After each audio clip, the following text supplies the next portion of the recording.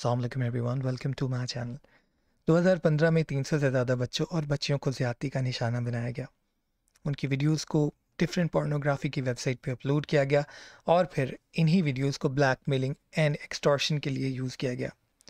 तहकीक के बाद पता चला कि इन स्कैंडल्स के पीछे डिफरेंट पॉलिटिकल फिगर्स और ब्यूरोक्रेटिक फिगर्स मौजूद थी। उसके बाद 2018 में ज़ैनब अंसारी, जो कि 6 साल की बच्ची थी, उसका रेप करने के बाद उसका मर्डर कर दिया गया। ऐसी बहुत सारी कहानियाँ हम रोज़ बरोज़ सुनते हैं। आज की वीडियो में हम बात करेंगे कि क्या रीज़न्स हैं जिनकी वजह से ये चाइल्ड अब्यूज़ होता है, किस तरह से इसको प्रिवेंट किया जा सकता है, पाकिस्तान के आर्टिकल में कौन कौन से कॉन्स्टिट्यूशन है जो कि इसको प्रिवेंट करने में हमें हेल्प करते हैं, इंटरनेशनल जो आपकी रीजनल और इंटरनेशनल ऑर्गेनाइजेशंस हैं वो कौन कौन सी हैं, आप इस हवाले से डाटा कहाँ से कलेक्ट कर सकते हो और किस किस टाइप का चाइल्ड अब्यूज़ होता है। तो without wasting our time let's go to the video. लेकिन उससे पहले अगर आपने चैनल सब्सक्राइब नहीं किया अभी तक तो सब्सक्राइब कर लीजिए। 2021 का डाटा मैंने यहाँ पे शेयर किया है। साहिल एक एनजीओ है जो कि चाइल्ड अब्यूज़ के ख़िलाफ़ पाकिस्तान के अंदर काम करती है। इसकी एक रिपोर्ट है जिसका नाम है क्रूअल नंबर। इसमें शेयर किया गया है कि 3852 बच्चों को 2021 के अंदर जो है वो ज़्यादती का निशाना बनाया गया, जिसमें से 2068 लड़कियां थी और 1784 लड़के थे। इस डाटा को अगर आप अरेंज करो तो आपको पता चलता है कि डेली बेसिस पे 10 बच्चों से ज़्यादा जो है वो एटलीस्ट 10 और 10 से ज़्यादा जो है वो अब्यूज़ड हो रहे होते हैं। और इसी डाटा को जो आपकी ऑर्गेनाइजेशन है इसने स्कैटर्ड डाटा को अरेंज किया है और बताया है कि इस जो 3852 केसेस हैं इसमें से 1060 केसेस एब्डक्शन के हैं, 410 रेप के हैं, सॉडोमी के 483 केसेस हैं, गैंग रेप के 146 हैं, गैंग सॉडोमी के 234 हैं। साथ ही साथ ये रिपोर्ट बताती है कि एटलीस्ट 22 लड़के और 18 लड़कियों को जो है वो मर्डर कर दिया जाता है आफ्टर सेक्सुअल अब्यूज़। फिर यहाँ पे एक और स्टैट शेयर किए हैं इन्होंने। 438 चिल्ड्रन वो found missing from their home in 2021 और 58 केसेस जो हैं वो अर्ली चाइल्ड मैरिज के भी रिपोर्ट किए गए 2021 में। साथ ही साथ 7 केसेस जो हैं वो वानी के शेयर किए गए। अब ये वानी क्या होती है? ये एक ओल्ड ट्रेडिशन होती है जिसमें जो है वो जो जिरगा होता है वो फैसला देता है कि जी अगर किसी फैमिली के मर्द ने कोई जुर्म किया है तो उस फैमिली की जो औरत होती है उसको जो है वो सज़ा के तौर पे शादी करवा दी जाती है दूसरी फैमिली के साथ, ठीक है, दूसरी फैमिली के किसी मर्द के साथ। जैसे आपके पास मुख्तारा माई का एक केस मौजूद है, ठीक है, जिसमें उसने जिरगा को अपोज़ किया और फिर जिरगा के जो मुख्तलिफ लोग थे उन्होंने गैंग रेप का उसको निशाना भी बनाया। तो ये वानी जो है एक ट्रेडिशन है जो कि आज भी मौजूद है, ये एक स्टार्क रियलिटी है। अच्छा, अब हम बात करते हैं कि पाकिस्तान के कॉन्स्टिट्यूशन में कौन कौन से आर्टिकल हैं जो कि चाइल्ड अब्यूज़ को जो है वो प्रोटेक्ट करते हैं, किस तरह से वो चिल्ड्रन को प्रोटेक्ट करते हैं against child abuse. Article 25(1) of Pakistan Constitution states that all citizens are equal before law and entitled to equal protection of law. फिर आर्टिकल 37A है जो कि no child shall be subjected to torture or other cruel, inhuman or degrading treatment or punishment. इसी तरह article 25A है जो कि right to education देता है, यानी आपका 6 से 16 साल का जो उम्र का उसके दरमियान के बच्चे हैं उनको फ्री एजुकेशन प्रोवाइड की जाएगी आर्टिकल 25A के तहत। फिर आपका आर्टिकल 11(3) है जो कि चाइल्ड लेबर को या एम्प्लॉयमेंट ऑफ चिल्ड्रन को जो है वो फॉरबिड करता है। अब हम समझते हैं कि टाइप्स कौन सी हैं चाइल्ड अब्यूज़ की, क्योंकि बाज़ औक़ात हमें ख़ुद नहीं पता होता कि हम जो है वो चाइल्ड अब्यूज़ कर रहे हैं क्योंकि हमें इतनी अवेयरनेस ही नहीं होती। सबसे पहले है फ़िज़िकल अब्यूज़, यानी डायरेक्टली और इनडायरेक्टली फ़िज़िकली जो है वो अब्यूज़ करना। जैसे आप स्कूल में और घरों में आपके जो है वो कॉर्पोरल पनिशमेंट्स दी जाती हैं, ठीक है, वो भी जो है वो फ़िज़िकल अब्यूज़ का हिस्सा है। फिर साथ ही साथ अगर कोई शख्स अपनी बीवी को अपने बच्चे के सामने मार रहा होता है तो वो भी जो है एक अब्यूज़ का जो है वो एक रीज़न बनता है उसके ऊपर, क्योंकि वो बच्चा इमोशनली जो है वो काफ़ी ज़्यादा डर जाता है, सहम जाता है। देन वर्बल अब्यूज़ जो है, वर्बल अब्यूज़ में आपके पास अब्यूजिंग, शाउटिंग, थ्रेटनिंग, ह्यूमिलिएटिंग और इसी तरह डेरोगेटरी कमेंट्स पास करना, ये सब आपका वर्बल अब्यूज़ में आता है, ठीक है। تو بچوں سے شفقت سے پیش آئیں, انہیں وربلی ابیوز نہ کریں. Then third one is emotional abuse. جیسے آپ بچوں کو ایموشنلی جو ہے وہ کسی بند کمرے میں, اندھیرے کمرے میں بند کر دیتے ہیں, ٹھیک ہے, یا پھر جو ہے وہ اس کو آئسولیٹ کر دیتے ہیں, آپ اس کے سوشل سرکل سے آپ اس کو آئسولیٹ کر دیتے ہیں, تو یہ ایموشنل ابیوز کی ایک قسم ہے. پھر آپ بچے کو اکثر نگلیکٹ کر رہے ہوتے ہیں. بچے جو ہیں انہیں ہماری بہت زیادہ توجہ کی ضرورت ہوتی ہے, اور جب آپ ان کو توجہ نہیں دیتے ہیں تو آپ ان کو ایموشنلی ابیوز کر رہے ہوتے ہیں, ٹھیک ہے جی. تو neglecting is also a form of child abuse. Then the second laws is discrimination, جو کہ پاکستان میں بہت زیادہ موجود ہے. جیسے آپ کے ہاں بچے اور بچیوں کو جو ہے وہ ڈسکرمنیٹ کیا جاتا ہے, تو یہ بھی ایک چائلڈ ابیوز کی فارم ہے, ٹھیک ہے. اس کی وجہ سے بچوں میں انفیریورٹی کمپلیکس ہو جاتا ہے, ٹھیک ہے, اور بچے جو ہیں وہ کافی زیادہ احساس کمتری کا شکار ہو جاتے ہیں. دین سیکشل ابیوز, جو کہ ہماری سوسائٹی میں بہت زیادہ پریولنٹ ہے, اور میں نے بہت ساری ایگزامپلس آپ سے ساتھ شیئر بھی کی ہیں. اس کی ایک فارم ہے چائلڈ پروسٹیٹیوشن, جس کی وجہ سے, یعنی جس کا ایک آف شوٹ ہے آپ کا ہیومن ٹریفکنگ یعنی چائلڈ ٹریفکنگ. تو سیکشل ابیوز کا جو بہت زیادہ پرومیننٹ آج کی سوسائٹی میں آپ کو ایک فارم نظر آتی ہے, وہ چائلڈ پروسٹیٹیوشن ہے. تو یہ بھی ایک سیکشل ابیوز جو بھی ایک چائلڈ ابیوز کا پارٹ ہے. یہ ڈفرینٹ فارمز تھی, تو آپ اپنی سراؤنڈنگ میں دیکھ سکتے ہیں کس طرح سے جو ہے وہ آج کی سوسائٹی میں بچے جو ہیں وہ ابیوز ہونے سے جو ہے وہ بچ نہیں پا رہے ہیں. دین ہم تھیوریز کی اگر بات کریں تو چائلڈ ابیوز کی جو تھیوریز ہیں اس میں سب سے پہلی ہے social learning theory. Social learning theory کہتی ہے کہ behaviour is learned either through reinforcement اور ماڈلنگ.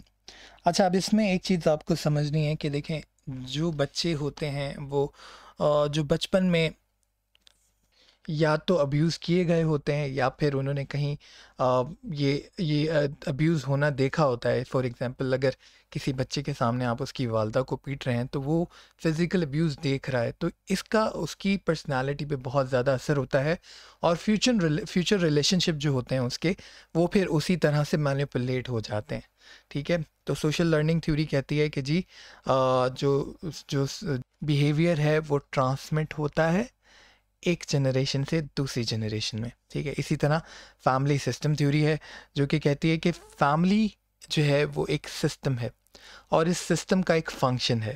اگر وہ فنکشن فیملی ٹھیک سے پرفارم نہیں کرے گی تو پھر بچہ جو ہے وہ ابیوسو ہو جائے گا, ٹھیک ہے. فور انسٹنس, اگر کسی والد کے پاس جاب نہیں ہے, یا ورک لوڈ بہت زیادہ ہے, اسٹریس بہت زیادہ ہے, تو پھر یہ جو ڈس فنکشن ہے یہ ابیوسو بیہیویئر کے طور پہ جو ہے وہ سامنے آئے گا. پھر آپ کا ایکولوجیکل تھیوری ہے. ایکولوجیکل تھیوری جو ہے وہ سوسائٹی کو 4 حصوں میں ڈیوائڈ کرتی ہے: individual, family, community and culture.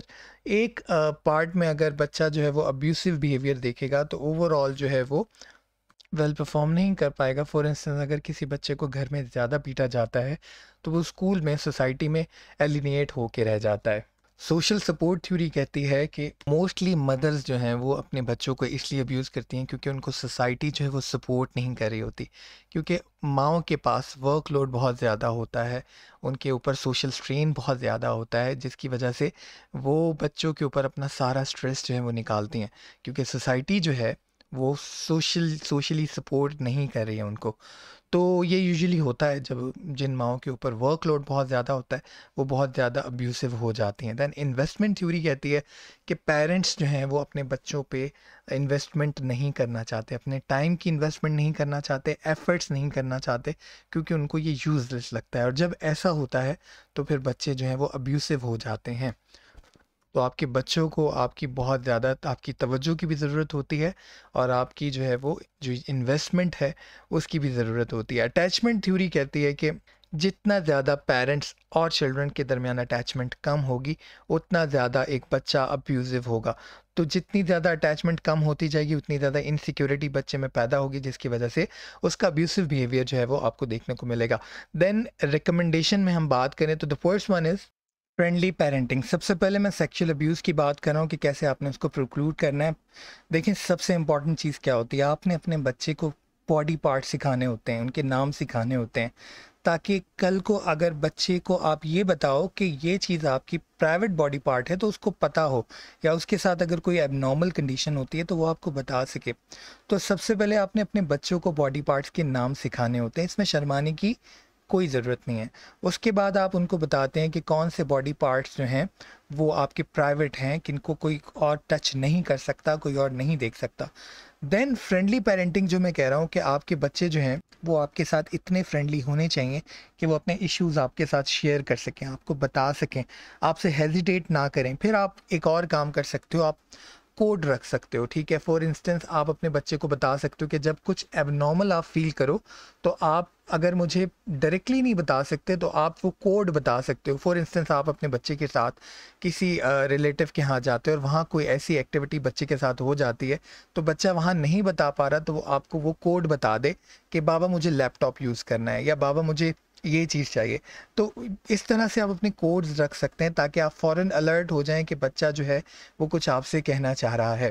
تو یہ فرینڈلی پیرنٹنگ ہوتی ہے، ٹھیک ہے، جس کے تھرو آپ سب سے زیادہ امپورٹنٹ یہ ہے، کیونکہ موسٹ آف دی ٹائم جو بچوں کے ساتھ اس طرح کی ایکٹیویٹیز ہوتی ہیں اس میں جو نون پرسنس ہیں وہی جو ہے وہ زیادہ تر انوالو نظر آتے ہیں۔